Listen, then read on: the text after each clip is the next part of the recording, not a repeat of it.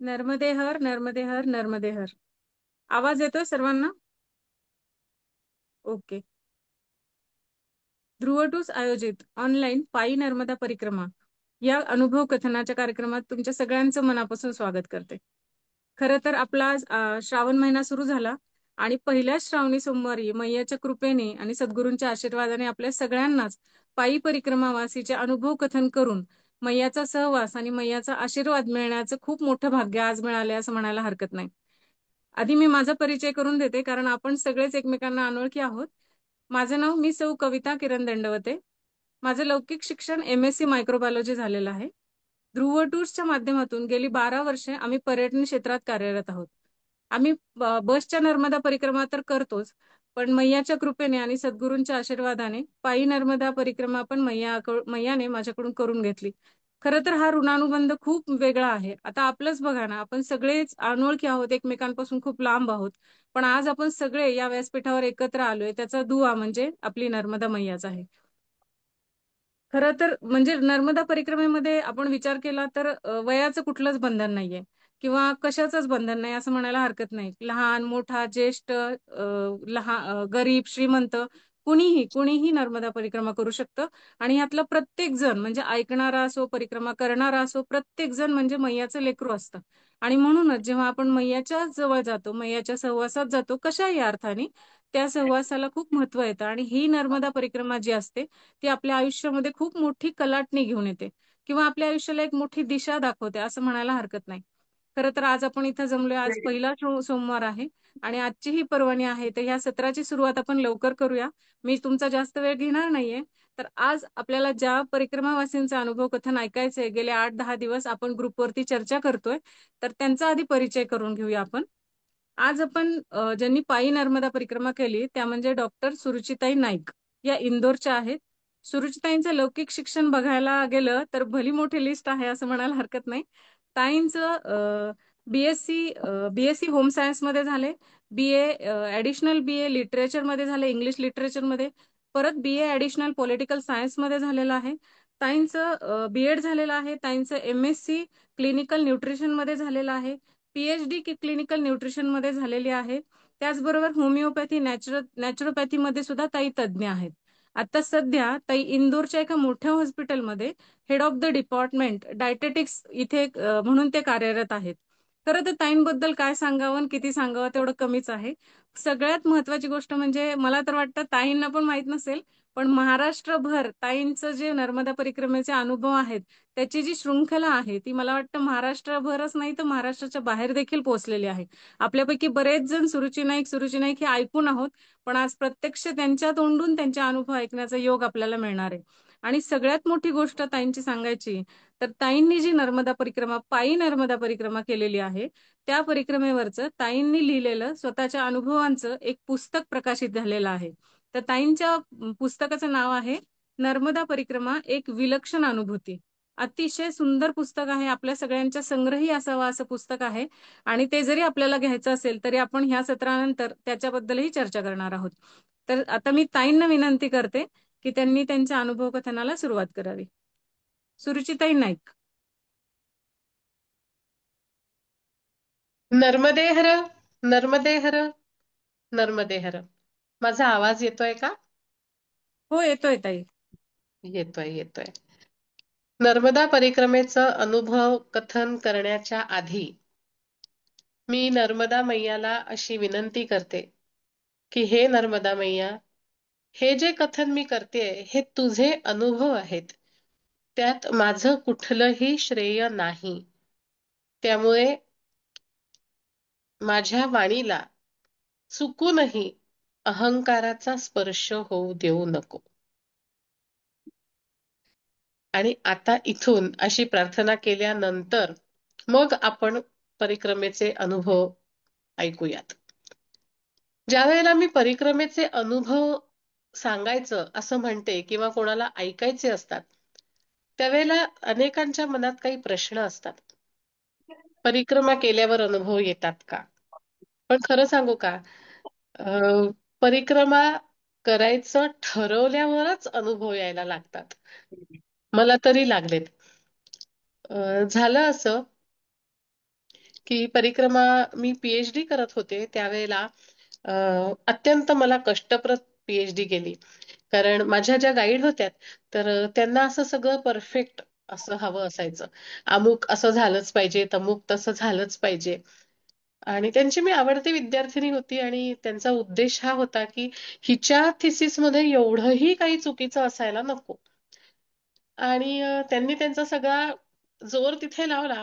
त्यावेळेला घरची परिस्थिती, माझी नोकरी होती आणि या सगळ्यात मला ते फार कष्टप्रद व्हायला लागलं आणि थोडंसं डिप्रेशन आल्यासारखंच झालं होतं आणि त्यावेळेला अचानक असा विचार मनात आला, की आपल्याला नर्मदा परिक्रमा करायची आहे. खरं म्हणजे मी वयाच्या 14व्या वर्षी पहिल्यांदा माझ्या मनात असा विचार आला होता, की आपल्याला नर्मदा परिक्रमा केली पाहिजे. अर्थात त्याचं सुद्धा श्रेय माझं नाही, ते माझ्या आजीचं. माझे गुरु नाना महाराज तराणेकर यांनी जलेरी परिक्रमा केली होती. तर जलेरी म्हणजे काय? तर नर्मदेचं जल आपल्या डोळ्यासमोर सतत ठेवून केली गेलेली परिक्रमा. आणि त्यांच्या पोथीमध्ये त्या परिक्रमेत आलेले जे काही अनुभव आहेत, ते मला माझी आजी अगदी मी लहानपणी अगदी 5-6 वर्षाची असतानापासून म्हणजे ज्यावेळेला मला वाचायला सुद्धा येत नव्हतं, तेव्हापासून ती वाचून दाखवायची आणि मग जसे जसे मी वाचायला लागले, माझ्यात आवड निर्माण झाली, तसा तसा ते अनुभव मी स्वतः वाचायला लागायची. आणि त्यावेळेला माझ्या मनात विचार आला, की नानांनी परिक्रमा केली. नानांना नर्मदा मैयानी दर्शन दिलं. मग आपण परिक्रमा केली तर आपल्यालाही दर्शन देईल. पण त्यावेळेला माझं वय फक्त 14 वर्षाचं होतं. आणि त्याच्यामुळे 14 वर्षाच्या एका मुलीला एकटं परिक्रमेला त्यावेळेला पाठवणं शक्यच नव्हतं. पण मग तो विचार असा मागे, मागे, मागे, मागे पडत राहिला. आणि अगदी माझं पीएचडीचं सबमिशन झालं कसंबसं आणि ठरवलंच होतं, की आता परिक्रमेला जायचं. या डिप्रेशनमधनं मला एकच गोष्ट समाधानकारक वाटायची. ती म्हणजे मिळतील त्या व्यक्तीचे अनुभव ऐकणं. त्यावेळेला YouTube किंवा हा प्रकार मी या प्रकाराशी एवढी निगडीत नव्हते. त्यामुळे वाचन किंवा कोणी भेटलं असेल तर अशा पद्धतीने ते अनुभव वाचण्यात आले आणि ठरलं की परिक्रमेला जायचं. आता पहिला अनुभव मी परिक्रमेला जायच्या आधीच आला. कसा ते सांगते बरं का. परिक्रमेची तयारी केली आणि आता जायचंय बाबा परिक्रमेला. मग आता प्रॅक्टिस करायची, पायी चालायचं. तर असं सगळं असताना माझ्या घरापासून मी नागपूरला राहायचे त्यावेळेला. तर माझ्या घरापासून 25 किलोमीटर दूर एक कोराडी नावाचं देवस्थान आहे. असं ठरलं की तिथपर्यंत पायी जायचं आणि येताना बसने यायचं. आणि ऑक्टोबरचा महिना होता आणि मी अगदी संपूर्ण परिक्रमावासीच्या वेशामध्ये पांढरे कपडे, दंड, कमंडल, पाठीवर बॅग असं घेऊन मी त्या कोराडी मंदिराकडे निघाले. साधारण एक बरंच अंतर कापून झालं होतं. 18-19 किलोमीटर झाले असतील. आणि थकले होते मी. माझ्या बाटलीतलं पाणी संपलं होतं. दसऱ्याचा दिवस होता. अत्यंत गरम होतं सगळं. आणि अशा धावत, धावत, धावत, धावत एक तरुण माझ्या पुढे आला. "अरे मैया नर्मदे हर, नर्मदे हर. तुम्ही परिक्रमेला निघालायत का? थांबा, थांबा, बसा, बसा. बाटली द्या तुमची, पाणी संपलं असेल तुमच्या बाटलीतलं. मैया तुम्हाला नाश्ता करायचा आहे का?" अरे बापरे! मी अजून परिक्रमेला गेलीच नाहीये. मी फक्त ही तालीम करतेय, की मला ही बॅग व्यवस्थित घेऊन चालता येतंय का? हा दंड मला पकडता येतोय का? कमंडलू कसा पकडायचा आहे? आणि अजून मी नर्मदा खंडातही गेलेली नाहीये. माफ करा हां, आज थोडीशी सर्दी झाली आहे. मध्ये असं फुरफुरणं ऐकू येईल तुम्हाला माझं, पण हरकत नाही. आणि तिथे ही व्यक्ती येते आणि मला विचारते, की "कसं काय बाबा? असं कसं होऊ शकतं?" मग त्यांनी मला म्हटलं, की "अहो, माझं नाव अविनाश सोळंकी. मी दुबईला असतो आणि नर्मदा क्षेत्रात मी माझे काही अन्न क्षेत्र आहेत, अन्नछत्र आहेत, ते मी चालवतो. आणि इथे नागपूरला माझी सासूरवाडी आहे. आणि तुम्हाला पाहिल्याबरोबरच माझ्या लक्षात आलं, की तुम्ही परिक्रमेची तयारी करताय. आमच्याच्याने काही परिक्रमा मैयांनी करून घेतली नाही. सेवा आम्ही करतो आहोत. तर तुमचा पत्ता द्या. मी तुमच्या घरी येतो उद्या. आणि ते माझ्यासाठी छान एक नर्मदा परिक्रमेचं मार्गदर्शिका पुस्तक घेऊन आले. त्यांचा नंबर दिला आणि त्यांनी सांगितलं, "ताई तुम्हाला कधीही, कुठेही, काहीही त्रास झाला, तर मला कळवा. कशाची गरज भासली तर मला कळवा. आणि मला हवं तसं मी दुबईहून फोनाफोनी करेन, काही करेन, पण मी तुम्हाला मदत करेन. आणि अशा पद्धतीने मी परिक्रमेला निघते म्हटल्याबरोबरच मैयानी माझ्या पाठीशी एक सपोर्ट आणून ठेवला अविनाशजींच्या रूपाने. तर सांगण्याचा उद्देश हा की आपण नर्मदा मैयाच्या सान्निध्यात जरी आलो, तिची परिक्रमा करणं हा नंतरचा भाग आहे. मी अजून परिक्रमेला सुरुवात सुद्धा केली नव्हती. आणि तिची परिक्रमा करण्याचा निर्णय फक्त मी घेतलेला होता आणि त्या निर्णयावर मी पहिलं पाऊल फक्त टाकलं होतं. तरी सुद्धा मैयानी माझ्या परिक्रमेला दुजोरा दिला आणि एक सपोर्ट म्हणून कायम ती माझ्या पाठीशी उभी राहिली. तेव्हापासून तर आतापर्यंत. आता छान माझं मन अगदी छान पक्क झालं की चला आता आपल्याला चांगला सपोर्ट आहे, म्हणजे आपल्यामध्ये सकारात्मकता येते. आणि मग मी परिक्रमेला निघाले. आता परिक्रमेला निघाल्या निघाल्या ही नर्मदा मैया जी आहे आपल्याला इतकं इतकं प्रेम देते, इतकं शिकवते, इतकं समजवते. आणि तिची शिकवण्याची समजवण्याची पद्धत ही अतिशय वेगळी असते. ती परीक्षाही बघते आणि ती आपल्याला मदतही करते. ती आपल्याला तारूनही धरते आणि ती आपल्याला फटकाही देते. आता आम्ही नवीन नवीन परिक्रमावासी त्यावेळेला अ, माझ्यासोबत सुरेखाताई डोंगरे आणि चित्राताई मंत्री अशा दोघी जणी ओंकारेश्वरला होत्या. आणि आम्ही आता निघालो परिक्रमेला, संकल्प वगैरे झाला, परिक्रमेला निघालो. आणि नर्मदे हर हा शब्द त्यावेळेला आम्हाला नवीन होता. आता मैयाला आम्हाला हे शिकवायचं होतं की नर्मदे हर ही सगळ्या कुलपाची किल्ली आहे. तुम्ही परिक्रमेत असा किंवा नसा, तुम्ही नर्मदे हर म्हटलं की ती मैया तुमचा आलेला प्रश्न सोडवल्याशिवाय राहत नाही.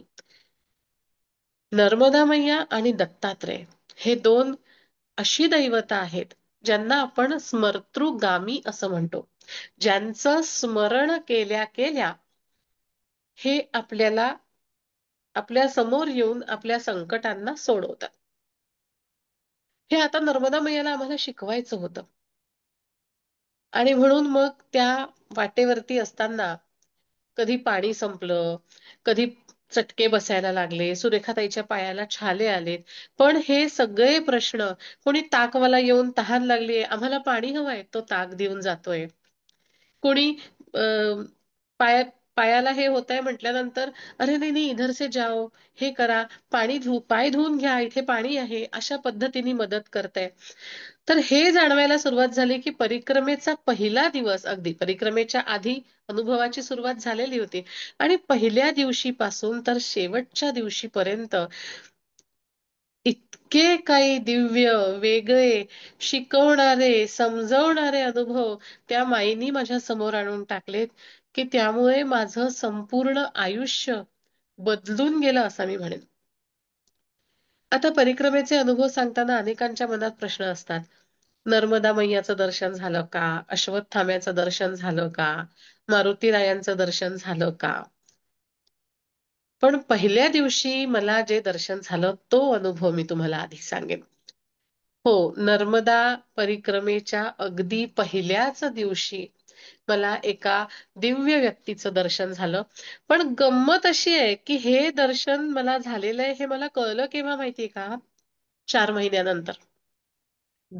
तर झालं असं, की आम्ही निघालो एकरोटी आश्रम मध्ये लागतो ओंकारेश्वरवरनं. मी रस्त्यावरनं निघाले. त्यावेळेला माझं वजन खूप जास्त होतं. त्यामुळे किनाऱ्या मार्गाने तुम्ही जाऊ शकणार नाही असं मला अनेकांनी सांगितलं. आणि एक भीती मनात होती, की अगदी पहिल्या दिवशी आपण पडलो तर मग पुढची परिक्रमा कशी करायची? म्हणून मग आम्ही रस्ता मार्गाने निघालो. तर एकरोटी आश्रम नावाचा आश्रम येतो. त्या आश्रमात बरीच मंडळी थांबली होती. संकल्प घेताना बरीच मंडळी सोबत असतात.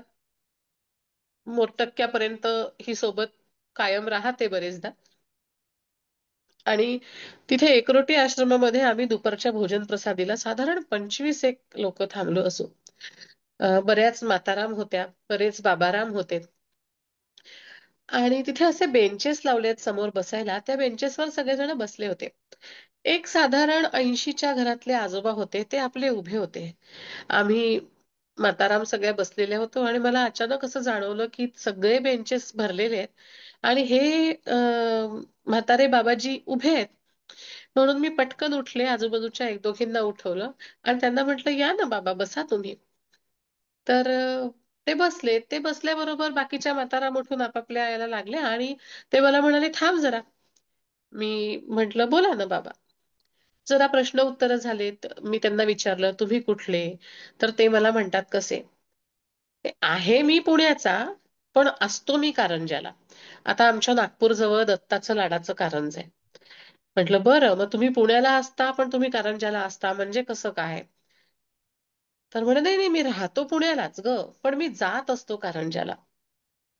म्हटलं, साधना वगैरे करायला जात असतील.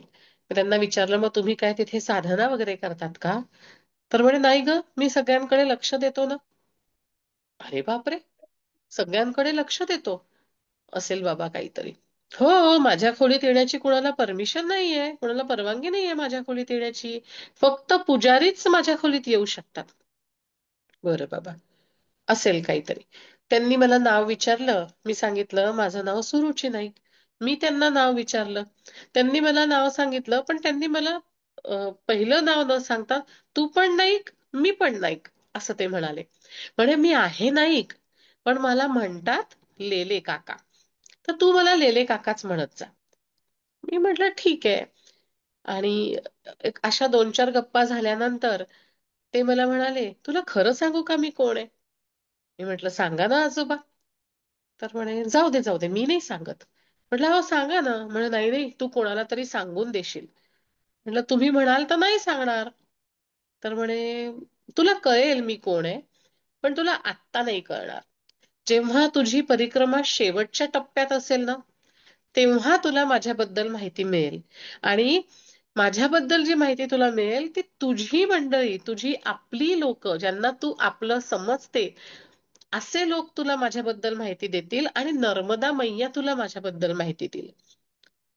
आता माझा परिक्रमेचा पहिलाच दिवस होता. मला काहीच कळत नव्हतं.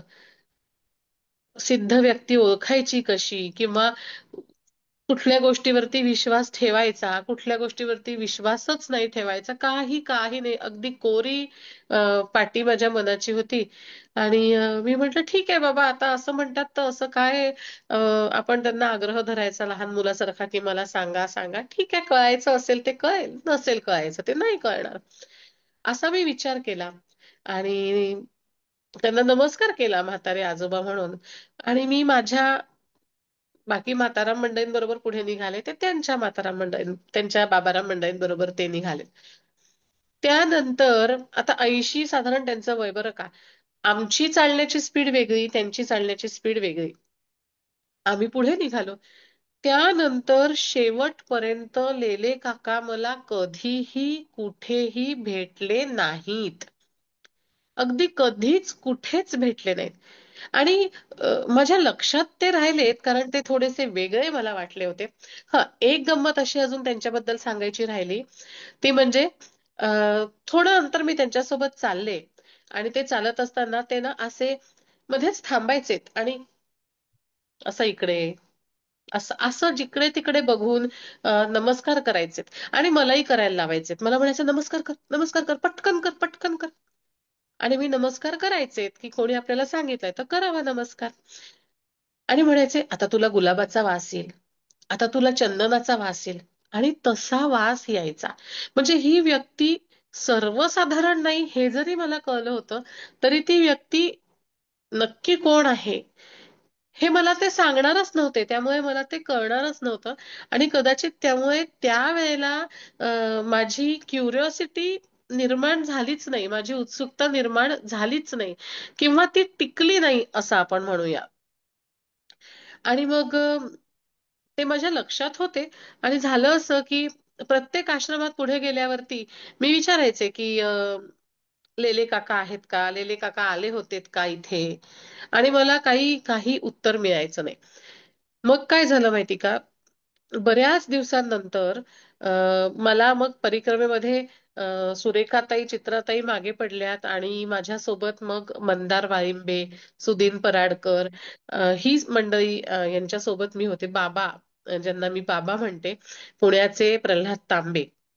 तर ही मंडळी माझ्यासोबत असताना गुरसी नावाच्या गावाला आम्ही रंगपुराच्या आधी, साधारण रंगपुराच्या 8-10 किलोमीटर आधी आम्ही थांबलो असताना आम्हाला असं कळलं की रंगपूर याला एक महाराष्ट्रीयन लोकांचा आश्रम आहे आणि तिथे महाराष्ट्रीयन लोकांना थांबावंच लागतं. आता गंमत अशी झाली होती की बरंच अंतर चालून आल्यानंतर गुरसीला आम्ही थांबलो होतो. आणि गुरसी नंतर पुढे 7-8 किलोमीटरच काहीतरी रामपुरा होतं. आणि आता उद्या सकाळी उठायचं आणि 7च किलोमीटर जाऊन थांबून जायचं. आतापर्यंत 4 महिने होत आले होते, त्यामुळे आतापर्यंत 25-30 किलोमीटर चालायची सवय झाली होती. आणि थकवा 7 किलोमीटर नंतर येणार नव्हता. त्यामुळे मग माझा असा विचार झाला की नाही थांबायचा, आपण फार तर फार भोजन प्रसादी करूयात आणि पुढे निघूयात. तर मंदार वाळिंबे माझ्या पुढे होता आणि मी मागे होते. आमचं फोनवर अदनमधनं बोलणं असायचं. त्यांनी मला फोन करून सांगितलं, ताई इथे थांबावंच लागणार. मी म्हंटल मी नाही थांबणार. मन बघा हा कसं असतं आपलं. मी म्हंटल नाही रे, मी नाही थांबणार. आता कशाला थांबूयात? 7च किलोमीटर झालेत, त्यापेक्षा आपण पुढे जाऊयात ना. आपण थोडासा चहा कॉफी काय जे तिथे असेल, थोडंफार वाटलं तर भोजन प्रसादी. तर तो म्हणला, ताई इथे ना तुझी बॅग घेऊन घेतील हे लोक. मी म्हंटल मी नाही देणार माझी बॅग, मी कशाला देऊ माझी बॅग, मी नाही देणार माझी बॅग. बघा हा, म्हणजे आहे मी परिक्रमेत, पण मन बघा हा माझं कसं. तर हट्ट, कशाचा हट्ट ते काही कळायला मार्ग नाही. मग ते म्हणे, अगं नाही ताई, ते रस्त्यात उभे असतात आणि ते बॅग हिसकूनच घेतात, तुला थांबावंच लागेल. मी म्हंटल नाही नाही, मी काय करीन, मी नर्मदा किनाऱ्यावरनं जाईल, आश्रमाच्या मागनं जाईल, पण मी थांबणारच नाही. मग पुन्हा थोड्या वेळाने त्याचा फोन आला. म्हणे ताई तू थांबशील. मी म्हटलं का रे? तर म्हणे हा जो आश्रम आहे ना, हा नाना महाराज तराणेकरांच्या भक्तांनी स्थापन केलेला आश्रम आहे.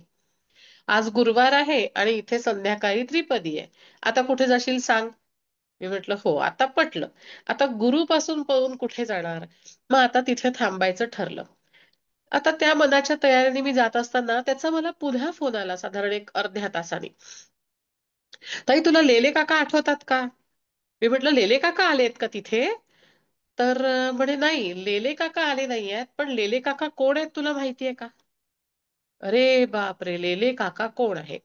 मी म्हटलं कोण आहेत लेले काका? त्यांनी त्यांचं आडनाव मला नाईक सांगितलं होतं आणि धनंजय नाईक असं काहीतरी नाव सांगितल्याचं मला आठवत होतं. तर म्हणे नाही नाही नाही, धनंजय नाईक हे दुसरे परिक्रमावासी आहेत. हा माफ करा हा. तर धनंजय नाईक हे दुसरे परिक्रमावासी आहेत आणि हे जे लेले काका आहेत ना, हे शंकर महाराज आहेत. म्हटलं कशावरून, असं कसं? तर म्हणले की आज सकाळी हे लेले काका अमरकंटकला 4 वाजता सकाळी धनंजय नाईकांना म्हणाले की मी शंकर महाराज आहे आणि तू माझं दर्शन घे. आता धनंजय नाईक हे एक असे परिक्रमावासी आहेत, योगायोगाने आता 1-2 महिन्यांपूर्वी माझी त्यांची प्रत्यक्ष भेट झाली पुण्याला लोणावळ्याच्या कार्यक्रमामध्ये. आणि त्यांना मी विचारलं, आधी पण फोनवर माझं त्यांच्याशी बोलणं झालं. तर ते परिक्रमा आणि सेवा दोन्ही दरवर्षी करतात. त्यांना कुठल्या ना कुठल्या रूपात शंकर महाराज दर्शन देतात. मात्र त्यांना कळायचं नाही की शंकर महाराजांनी आपल्याला दर्शन दिलंय. तर त्या वर्षी त्यांनी शंकर महाराजांना साकडं घातलं की जोपर्यंत तुम्ही तुमच्या तोंडून मला सांगणार नाही की मी शंकर महाराज आहे, तोपर्यंत मी घरी जाणार नाही. धनंजय नाईकांची परिक्रमा पूर्ण झालेली होती. अमरकंटकला चितळे मैया त्यांच्या आश्रमामध्ये धनंजय नाईक होते. ते नर्मदा मैयामध्ये स्नान करत होते. त्यावेळेला लेले काका आले. आमच्या आधी पोचले, 80 वर्षाचा माणूस, हळूहळू चालणारा माणूस. असो, आमच्या आधी ते तिथे पोचले. त्यांनी धनंजय नाईकांना म्हटलं, मी शंकर महाराज आहे, दर्शन घे, बोरिया बिस्तर बांध आणि आपल्या घरी जा. आता धनंजय नाईकांना वाटलं म्हातारा माणूस आहे, असंच काहीतरी म्हणतोय. त्याच्यानंतर बालभोग करताना धनंजय नाईकांनी त्यांना विचारलं, काका तुम्ही सकाळी काय काहीतरी म्हणत होते, मला नीट ऐकू आलं नाही. काय रे म्हणे तू, तुला एकदा सांगून समजत नाही का? घे, पुन्हा सांगतो. मी शंकर महाराज आहे. माझं दर्शन घे आणि बोरिया बिस्तर घेऊन बांधून घरी जा. कळलं का आता? आता हे स्पष्ट झालं होतं की जे मला भेटले होते परिक्रमेच्या पहिल्या दिवशी, ते साक्षात शंकर महाराजांचा अवतार होते. आता मला हे कळत नव्हतं, पण प्रतापे महाराज ज्या वेळेला मला भेटायला म्हणून गरुडेश्वरला आले होते भालोधून, त्यावेळेला त्यांच्या सोबत शंकर महाराजांचे काही भक्त शंकर महाराजांची मूर्ती घेऊन आले होते. त्यांनी तिथे परिक्रमावासी म्हणून माझ्या हातून शंकर महाराजांची आरती पूजा करून घेतली होती. आणि अजूनही कुठे कुठे असेल, पण पहिल्या दिवशीपासून हे गुरु शंकर महाराज हे माझ्या सोबत शेवटपर्यंत होते आणि अजूनही आहेत.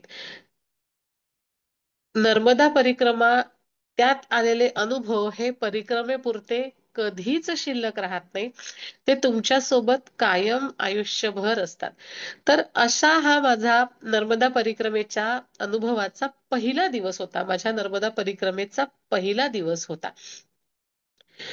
आता अ, या वेळेला जे अनुभवांचं सिलेक्शन मी केलेलं आहे, ते अशा पद्धतीने केलेत की सगळ्या अनुभवातला थोडा थोडा भाग हा मला तुम्हाला सगळ्यांना सांगता आला पाहिजे, की साधारण कशा प्रकारचे अनुभव मला परिक्रमेत आले, किंवा त्यातनं मला काय शिकवण मिळाली, किंवा माझं आयुष्य कसं बदलत गेलं, याची तुम्हाला थोडीशी कल्पना येईल.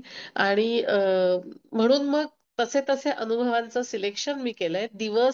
अ, दिवसाप्रमाणे किंवा अनुक्रमणिकेप्रमाणे अनुभव मी तुम्हाला सांगत नाहीये. अ, यानंतरचा एक महत्वाचा अनुभव मी असा घेतलेला आहे, की ज्या वेळेला आपण परिक्रमेला जातो आणि पहिल्यांदा जातो, त्यावेळेला आपल्या मनात अनेक प्रश्न असतात. काय करावं, काय करू नये, काय घ्यावं, काय घेऊ नये, किती चालायला लागेल, त्रास होईल का, अडचणी येतील का, असे असंख्य प्रश्न आपल्या मनात असतात.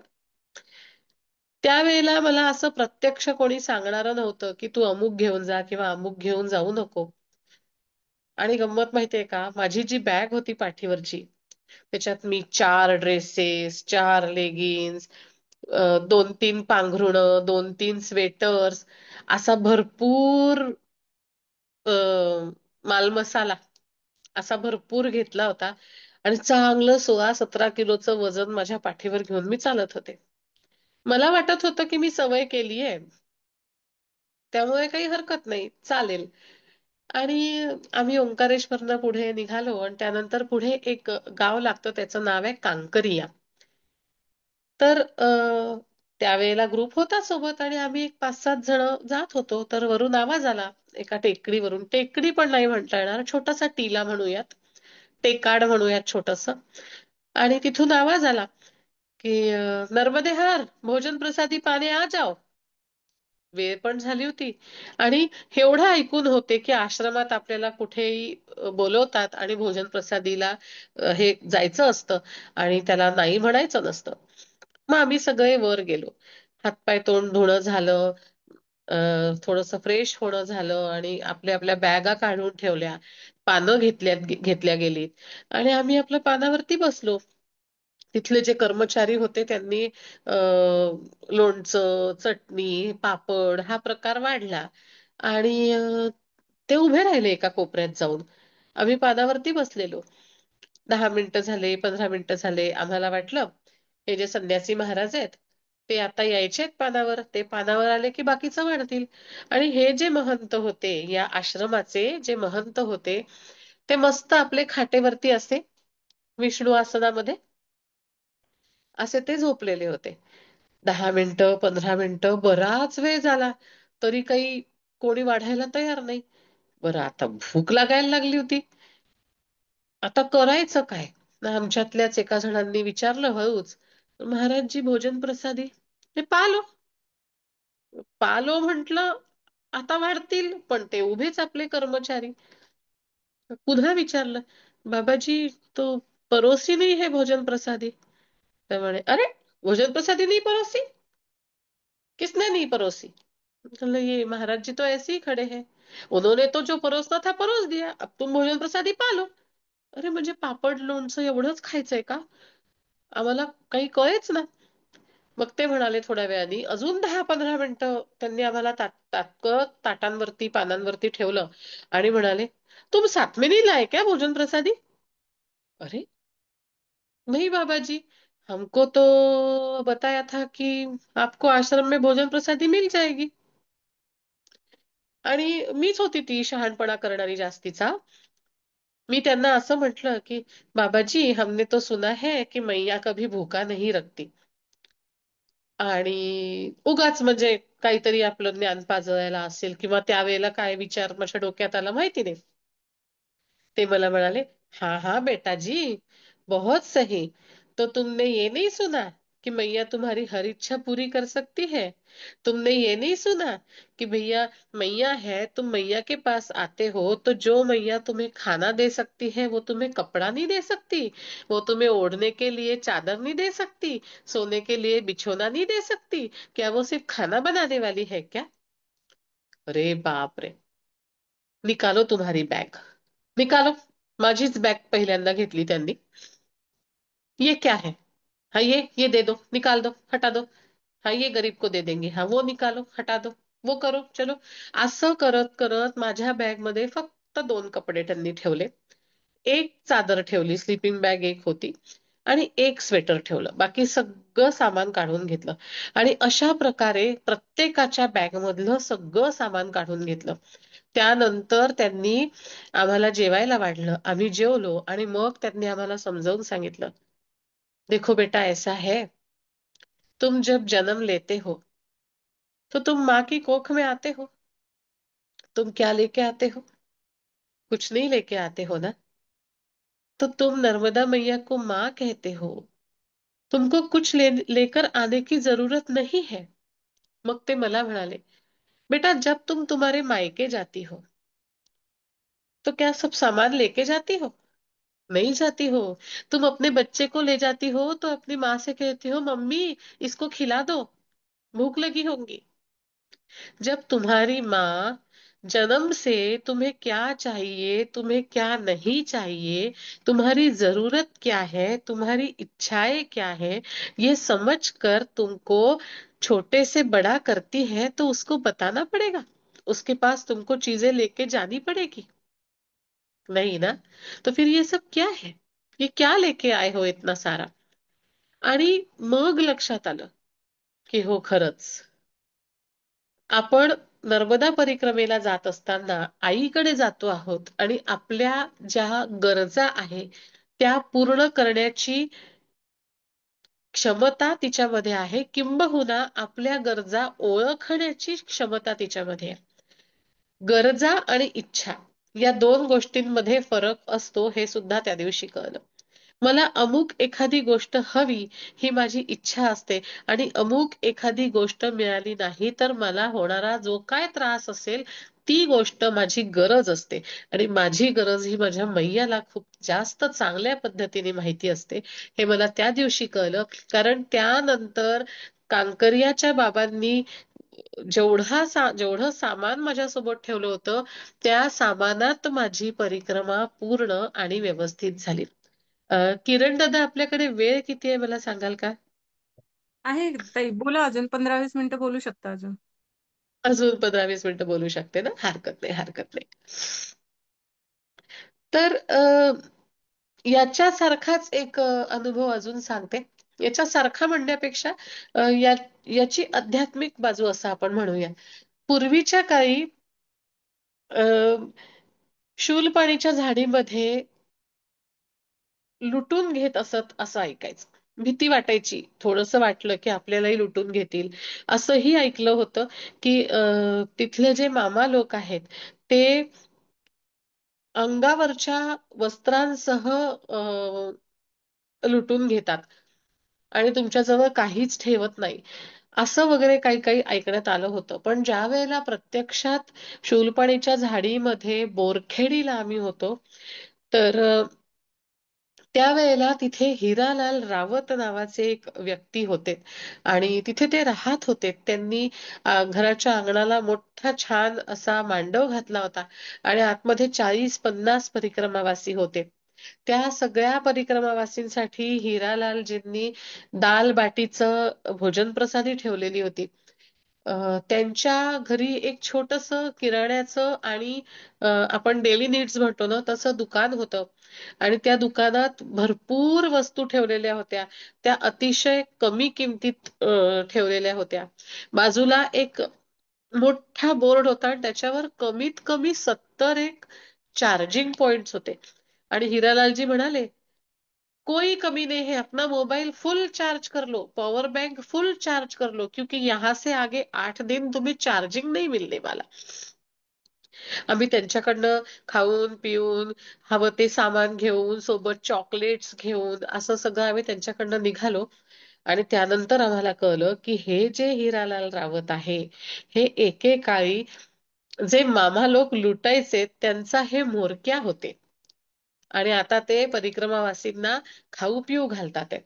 तर त्यावेळेला कोणी सांगितलं हे आठवत नाही, पण त्यावेळेला अ, ही जी गोष्ट ऐकली ती अशी की मामा लोकांचं लुटून घेणं याला सुद्धा एक आध्यात्मिक बाजू आहे. आणि ह्याचं सुद्धा कारण हेच आहे की आपण ज्या वेळेला मैयाकडे जातो त्यावेळेला आपण अवास्तव गोष्टी घेऊन जातो. आणि परिक्रमावासींना हे कळावं, जे मला कांकरियाला कळलं होतं, की आपण किती सामान घेऊन जायला पाहिजे, आपण कमी सामान घेऊन का जायला पाहिजे, आपल्या गरजा आपल्याला न माहीत असता त्या मैयाला कशा माहिती असतात. अगदी हेच कारण. मात्र मैयाची परिक्रमावासींना शिकवण्याची पद्धत अशी, की मामा म्हणजे कोण? आईचा भाऊ. मामा, ज्याच्यात जिसमें 2 बार माँ आती है, वो मामा.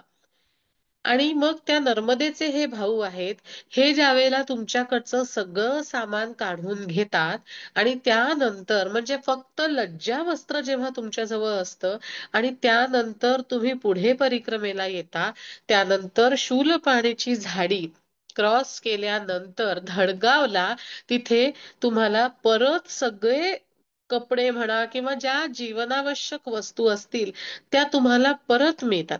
त्यावेळेला ज्या वेळेला लूटमार व्हायची त्यावेळेला असंच व्हायचं की धडगावला किंवा आधेमध्ये रस्त्यात अंगावर कपडा नसलेला एखादा व्यक्ती असाच चालत येतोय म्हटल्यावर कोणीतरी एखादं गोण्याचं कापडच देईल, कोणीतरी एखादा शर्ट देईल, कोणीतरी एखादी लुंगी देईल, मग कोणीतरी एखादी पिशवी देईल, कोणीतरी एखादं स्वेटर देईल.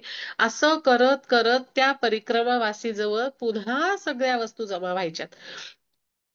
तर हे त्यामागचं आध्यात्मिक कारण असं होतं की मामा लोक लुटतात म्हणजे हे तुम्हाला समजवून सांगतात की भैया ऐसे नहीं, तुम मैया के पास आए हो, खाली हाथ आओ, फिर भी मैया तुम्हारा ख्याल रखेगी. तर आधी आता लूटमार फारशी होत नाही, त्याचं व्यावहारिक कारण वेगळं आहे.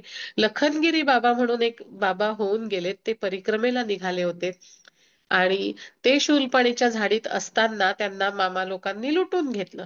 मात्र लखनगिरी बाबा पुढे गेलेच नाहीत.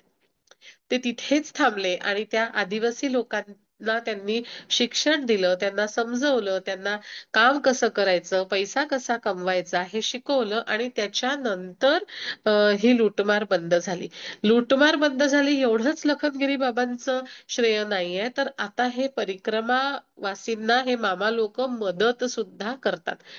किती वेगळ्या पद्धतीने मैया शिकवते. ज्या वेळेला लूटमार होत असे त्यावेळेला ती परिक्रमावासींना लुटून घेत आणि मग शिकवत. आता लूटमार होत नव्हती तर तिने आम्हाला जेवणाच्या ताटलीवर उपाशी बसवलं आणि शिकवलं. तिने आम्हाला परिक्रमेच्या अगदी सुरुवातीला सांगितलं, मी आहे, मला तुमच्या गरजा कळतात, तुम्ही काळजी करायची आवश्यकता नाही. आता हे जे मी तुम्हाला अनुभव सांगितले हे पहिल्या परिक्रमेतले अनुभव सांगितले. एक अनुभव मी तुम्हाला दुसऱ्या परिक्रमेतला पण सांगणार आहे. दुसरी परिक्रमा ती खंड परिक्रमा माझी झाली. अजून पूर्ण व्हायची असं म्हटलं तरी चालेल.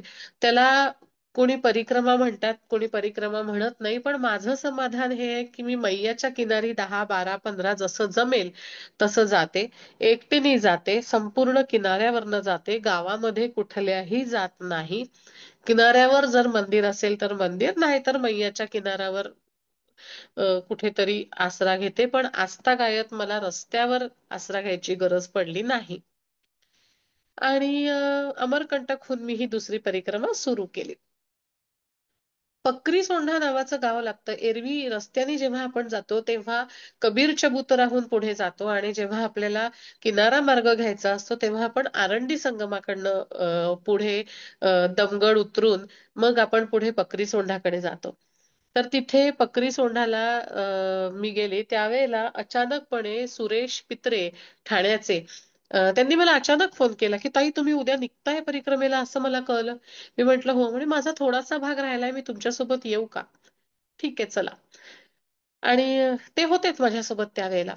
तर त्या बकरी सोंढ्याला असताना एक कुरळे केस, कपाळाला असा उभा टिळा लावलेला, रोड साधारण 6 फूट उंच, मिलिटरीचा असा लांब कोट असतो ना किंवा थंडीत घालणारा तो ओव्हरकोट असतो तशा प्रकारचा पण मिलिटरीचा कोट घातलेला. जुन्या काळाचे ट्रान्झिस्टर यायचे असे मोठे मोठे. तर तसा ट्रान्झिस्टर गळ्यात लटकवलेला आणि असा एक माणूस मला भेटला. मला म्हणाला, "माताजी, परिक्रमा में हो?" मी म्हंटल, "हाँ, मैं चलूं आपके साथ?" तो मैं कौन होती हूँ नहीं बोलने वाली, जहां तक चल सकते हो चलो. निघाले पुढे. थोड्या वेळाने मला म्हणतात, "मैया, चप्पल पहन लो." चप्पल तो नहीं पहनूंगी. तर ऐसे कैसे मैया, चप्पल पहन लो. देखो मेरी बात सुनो, मेरे साथ तुम परिक्रमा करोगी ना तो तुम्हें कोई तकलीफ नहीं होगी. क्योंकि पता है शंकर जी ने मुझे तुम्हारी सेवा के लिए भेजा है. एकदा ऐकलं सारखं पालुपत, शंकर जी ने मुझे तुम्हारी सेवा के लिए भेजा है. मैया चप्पल पहन लो, मैया मुझे बैग दे दो. जरा वैताग व्हायला लागला.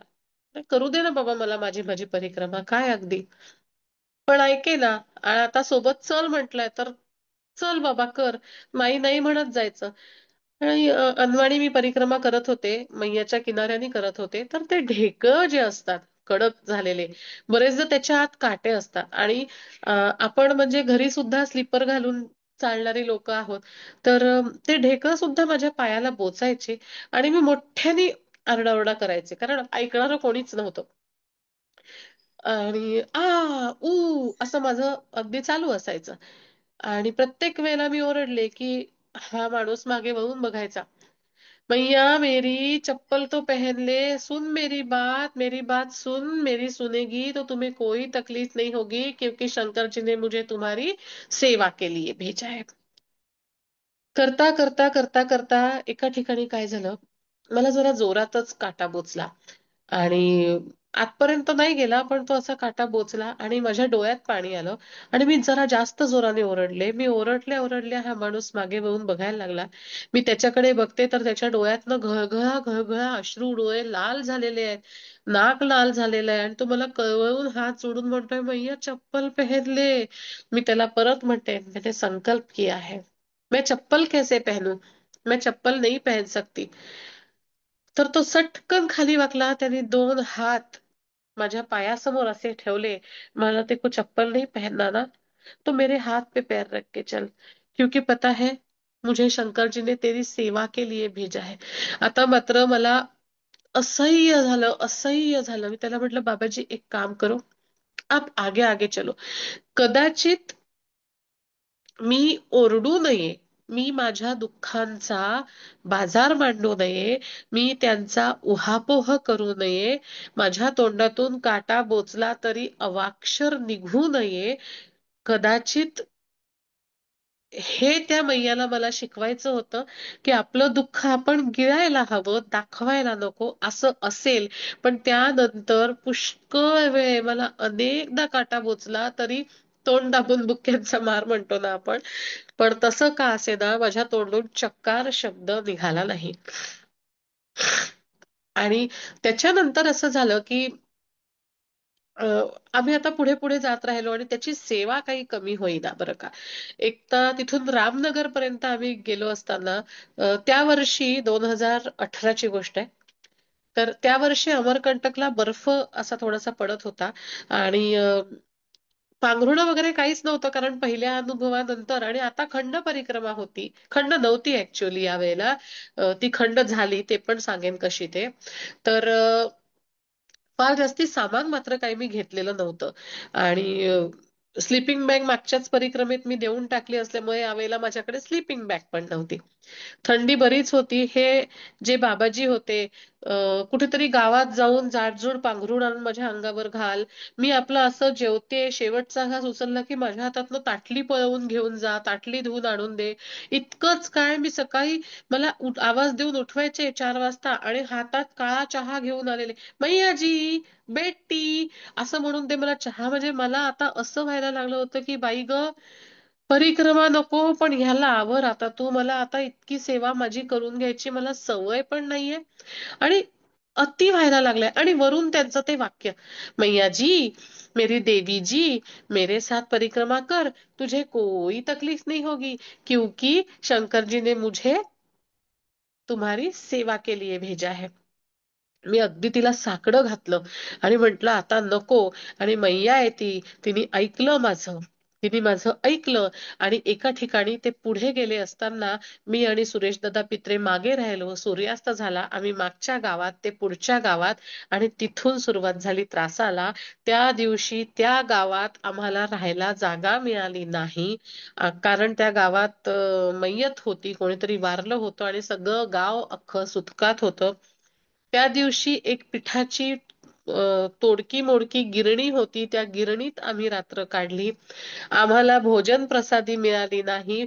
दुसऱ्या गावाहून कोणीतरी तिथून जात असताना त्याच्याजवळ 2 बिस्किटाचे पुडे होते. ते बिस्किटाचे पुडे फक्त आम्हाला देण्यात आले. ते सुद्धा म्हणजे या गावातल्या मंडळींनी नाही. तो परका होता त्याला गिरणी उघडी दिसली तो आला म्हणे माताजी आप यहाँ पे मेरे पास इतना बिस्किट है आप खा लो यहाँ पे तो आज आपको कोई मिलेगा नहीं क्योंकि मैयत है.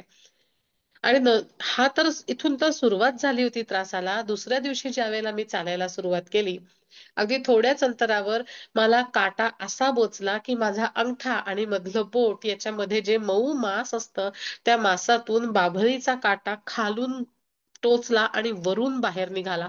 असा एवढा मोठा काटा माझ्या पायामध्ये होता. मला चालता येणं अशक्य झालं. त्याच्यानंतरही मी 2 दिवस चालले. पण मला त्याच्यात सेप्टिक व्हायला लागलं, पाय सुजायला लागला आणि मला अ, न म्हणजे आता असह्य झाल्यामुळे मला गाडासराईला यावं लागलं. त्यावेळेला मी गाडासराईच्या जवळ येऊन पोचले होते मैया किनाऱ्याने आणि तिथे गाडासराईला माझ्या पायाचं छोटंसं ऑपरेशन झालं आणि त्यावेळेला मला माझ्या यजमानांचा फोन आला की तुला घरी यावं लागेल कारण सासूबाई माझ्या बाथरूममध्ये पाय घसरून पडल्या होत्या. त्यांचे दोन्ही हात फ्रॅक्चर झाले होते. मला परिक्रमा सोडून घरी यावं लागलं कारण घरी करणारं कोणीच नव्हतं आणि त्यावेळेला मला लक्षात आलं की ते बाबा जे होते ते कोणी साधेसुधे बाबा नव्हते कारण त्यांची संगत सुटली आणि मला त्रासाला सुरुवात झाली इतकी की माझी परिक्रमा मला त्यानंतर खंड परिक्रमा या रूपांतरात करावी लागली. मला ती एकसंधपणे करता आली नाही आणि त्यावेळेला त्यांचं वाक्य आठवलं मेरे साथ रहोगी तो तुम्हारी परिक्रमा अच्छे से हो जाएगी तुम्हें कोई तकलीफ नहीं होने दूंगा क्योंकि शंकर जी ने मुझे तुम्हारी सेवा के लिए भेजा है. पहिल्या परिक्रमेत सुद्धा शंकरजी होते शंकर महाराजांच्या रूपात आणि दुसऱ्या परिक्रमेत सुद्धा दुसऱ्याच दिवशी हे अवलिया बाबा होते. यांना मी अवलिया बाबाच नाव ठेवलं. त्यानंतर ते मला कधीही भेटले नाहीत. पण त्यांचा चेहरा आजही तसाच्या तसा माझ्या सोबत आहे आणि त्यांची शिकवण माझ्या सोबत आहे. इतका अट्टहास करू नये मी केला. त्या मैयाला कदाचित मला अशा अनेक गोष्टी शिकवायच्या होत्या म्हणून तिने माझ्याकडनं ही परिक्रमा करून घेतली. माझ्या मते वेळ झालेली आहे. अनुभव खूप आहेत आणि अनेक अनुभव आहेत तर आपण त्याप्रमाणे घेऊयात. कविता ताई ठीक आहे का? होत आहे, होत आहे. नर्मदे हरताई, खूप खूप धन्यवाद. नर्मदे खरं हर. तर असं वाटत होतं की ही वेळ संपूच नये आणि असेच अनुभव तुमचे ऐकत राहावेत आणि माझ्यासारखाच अनुभव मला वाटतं सगळ्यांनाच आलेला आहे. पण म्हणतात ना, मैयाची कृपा खूप आहे. तर हे सत्र आपलं चालूच राहणार आहे. पुढचे अजून 3 सोमवार आपल्याला हे ऐकायला मिळणार आहे. तुमच्या आध्यात्मिक, दैवी, भौतिक सगळेच अनुभवांची एक तुम्ही आत्ता जे प्रकार सांगितले, त्याच्यातून असं अंतर्मुख झाल्यासारखं वाटलं. आणि मला असं वाटतं हाच अनुभव सगळ्यांचाच आहे. असं वाटत होतं की जणू आम्ही सगळेच मैया किनारी तुमच्या सोबतच होतो. इतका तो प्रत्यक्षदर्शी असल्यासारखं वाटलं आम्हाला सुद्धा. खूप खूप धन्यवाद ताई. मला इथे सगळ्यांना हे सांगायचंय की हा फक्त आपला पहिला सोमवार होता किंवा ह्या सत्रातला पहिला दिवस होता. पुढचे 4ही सोमवार, राहिलेले 3ही सोमवार आपण ताईंचे पूर्ण अनुभव ऐकणार आहोत. पहिली पूर्ण पायी परिक्रमा त्यांची झाली, दुसरी खंड परिक्रमा झालेली आहे. म्हणजे आपण विचार करू शकतो की त्यांच्याकडे किती मोठं भांडार आहे अनुभवांचं, आणि ते आपल्याला पाहायला मिळणार आहे, हे आपलं खूप मोठं भाग्य आहे. आणखीन एक महत्वाचं, जसं आपल्याला अनुभव ऐकायला खूप छान वाटतंय, तसंच ताईंचे अनुभव वाचायला देखील आपल्याला छान वाटेल. ताईंचं नर्मदा परिक्रमा एक विलक्षण अनुभूती, हे जे पुस्तक प्रकाशित झालंय बघा, ताईंनी दाखवलंय आता ते पुस्तक आपल्या सगळ्यांना. आणि हे पुस्तक मी आता ग्रुपवरती पण टाकणार आहे. तर ते पुस्तक तुम्ही बघा, किती मोठं आहे, म्हणजे अनुभव किती आहेत हे आपल्या लक्षात नक्कीच येईल. तर सगळेजण भेटूया आपण. पुस्तकाबद्दल काही माहिती पाहिजे असेल किंवा पुस्तक खरेदी करायचं असेल तरी पण ताईंचा QR कोड जो आहे तो मी ग्रुपवरती टाकते. तसंच ताईंचा नंबर सुद्धा ग्रुपवरती टाकते, आणि ताई ग्रुपमध्ये आहेतच ऑलरेडी. तुमचे काही प्रश्न असतील तर त्या प्रश्नांना पण आपण उत्तरं देऊया ग्रुपवरती. आणि आता भेटूया पुढच्या सोमवारी 4 ऑगस्टला संध्याकाळी 8:30 वाजता. नर्मदे हर.